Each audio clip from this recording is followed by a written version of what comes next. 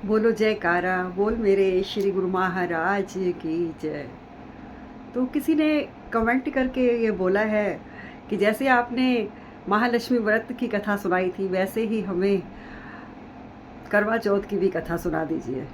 तो ज़रूर सुनाऊंगी। तो आइए शुरू करते हैं करवा चौथ की कथा। एक लड़की थी जिसका नाम था वीरो। वीरो के 7 भाई थे। सातों भाइयों की बहुत लाडली बहन थी वीरो। वीरों से सातों भाई बहुत प्यार करते थे, बहुत प्यार करते थे। और एक दिन करवा चौथ का व्रत आया तो वीरों ने अपनी भाभी के साथ करवा चौथ का व्रत किया। तो सुबह से दोपहर हो गई। भाइयों ने देखा बहन को भूख और प्यास लग रही है, तो उन्होंने क्या किया, जंगल में जाके पेड़ के पीछे वहाँ आग लगा दी और वीरों को कहा कि वीरों वो देख चांद निकल आया है। वीरों कहती है भाभीियों का चांद तो नहीं निकला, मेरा चांद कैसे निकल आया। तो भाइयों ने कहा हमारी भोली बहन वीरों, भाभीियों का चांद भी निकल आएगा, तेरा चांद निकल आया है। वीरों ने चांद को अर्घ देकर और घर आके भोजन कर लिया। भोजन करते ही उसके राजा जैसे पति को सुइयां चुभ गई, पूरे शरीर में सुइयां चुभ गई। जब वीरों को पता चला तो वीरों दौड़ी दौड़ी गई और देखकर बहुत परेशान हो गई कि ये मैंने क्या किया।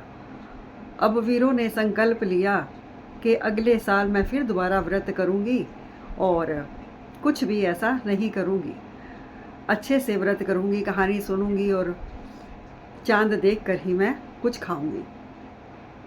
तो पूरा साल अपने पति की सुइयां निकालती रहती है और फिर करवा चौथ का दिन आ जाता है और करवरे बिकने के लिए आते हैं। तो जाती है, करवा लेकर आती है और व्रत करती है। जब कहानी सुनने का टाइम आता है शाम को, तो जो घर में गोली रहती थी, कोई लड़की रहती थी घर में, जैसे गोली नाम था उसका, तो उसको गोली कहते थे। तो वो गोली को कहती है कि गोली तू थोड़ी देर राजा के पास बैठ और मैं व्रत की कहानी सुनाऊं। तो गोली कहती है अच्छा। वो कहानी सुनने जाती है रानी और पीछे से गोली एक सुई रह जाती है, वो निकाल देती है राजा की और राजा उठ बैठता है और उसी को, गोली को अपनी रानी समझ बैठता है। और रानी, जो रानी थी वो गोली हुई, जो गोली थी वो रानी हुई। जो गोली बैठी थी वो सुई निकालती है, उसी को राजा अपनी रानी समझ लेता है और जो कहानी सुनने गई होती है रानी, उसको गोली समझ लेता है।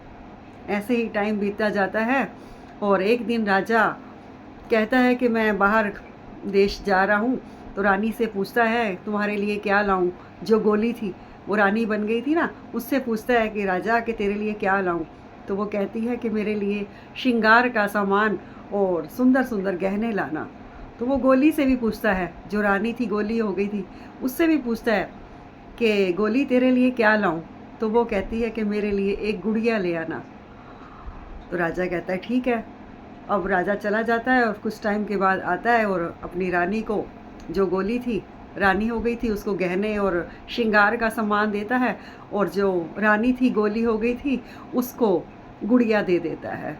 अब रानी गुड़िया को लेकर पूरा दिन बोलती रहती, जो रानी थी वो गोली हुई, जो गोली थी वो रानी हुई। पूरा दिन बोलती रहती है, गुड़िया के साथ बातें करती रहती है। और एक दिन राजा सुन लेता है तो राजा कहता है ये क्या, पूरा दिन ये क्या बोलती रहती है। जाकर पूछता है कि ये क्या बोलती है।